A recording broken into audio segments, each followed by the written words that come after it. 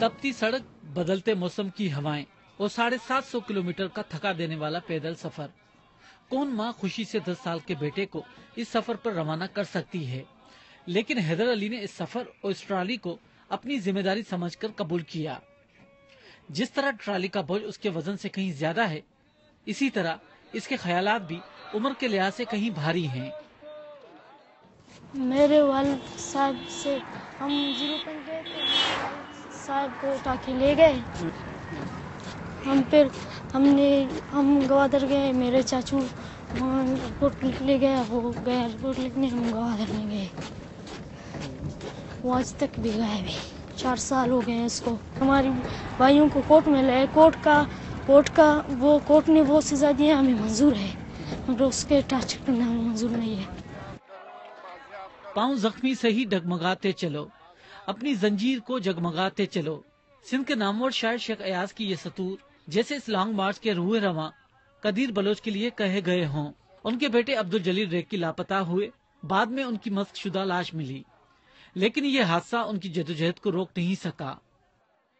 जिस तरह मेरा लड़का जलील रेकी मेरा औलाद था, इसी तरह हर बलोच जो इस वक्त जिस लापता है या उसकी मसखशुदा लाशें मिली हैं, वो सब मेरे भाई हैं, मेरे बेटे हैं, मेरे हमदर्द हैं, मेरे गमख्वार हैं।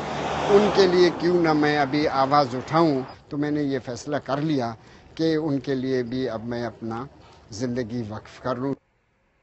लापता अफराद की बाजियाबी के लिए 27 अक्टूबर को कोयटा से इस मार्च का आगाज किया गया था। पहाड़ों और मैदानी इलाकों का सफर तय कर ये शुरा अब कराची के करीब पहुंच चुके हैं। रास्ते में खामोश दीवारों और पहाड़ों पर ये अपना पैगाम तहरीर करते चले आए हैं। खुजदार से लापता डॉक्टर दीन मोहम्मद की बेटी समी बलोच का कहना है कि कोई तो उनके दर्द को महसूस करेगा।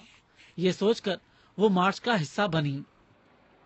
मुश्किलात तो बहुत हुई है, हमारे पाँव में दाने आए और बहुत ज़्यादा दर्द हुआ, और रास्ते में कई जगह पे बहुत ज़्यादा गर्मी हुआ, और हम पूरा दिन सुबह 8 बजे से लेकर रात 9 बजे तक हम सफ़र कर रहे हैं। तो इससे ये बात ज़ाहिर होता है कि ज़रूर हमें बहुत तकलीफ़ें सहना पड़ रहा है, लेकिन हम इनमें से किसी की परवाह नहीं कर रहे हैं।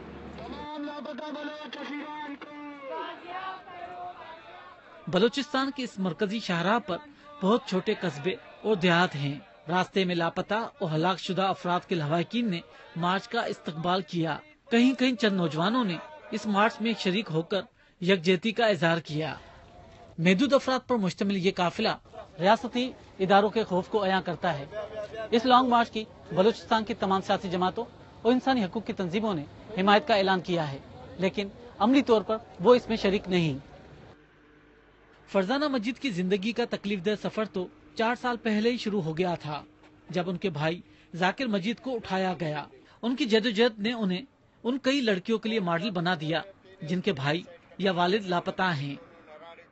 रियासत के खिलाफ जो है प्रोपेगेंडा किया है, तो जो है वो कोर्ट में पेश किया जाए, या किसी और लीडर ने ऐसे किया हुआ है तो जो है कोर्ट में उसको पेश करो। तो कम से कम इंटरनेशनल लॉज हैं, जेनीवा कन्वेंशन है, ये सब इन्हीं चीज़ों में आते हैं। इंसानी हकूक के जो इदारे हैं उनके भी जो नुकात हैं वो भी इसी में आते हैं। उनके मुताबिक आप सजा दो। ये कोई तरीका नहीं कि बंदे को जो है लेकर जाओ और उसे लापता कर दो और उसका जो है कोई आल अहवाल नहीं हो, उसको टार्चर करो, उसके घर वालों को टार्चर करो। मायूसी के अंधेरे से निकलने की ये जंग इन्हें तनहा लड़नी है। उन्हें उस सुबह का इंतजार है जिसका उनसे किसी ने वादा नहीं किया। रियाज सोहेल, BBC न्यूज़, गडानी, बलूचिस्तान।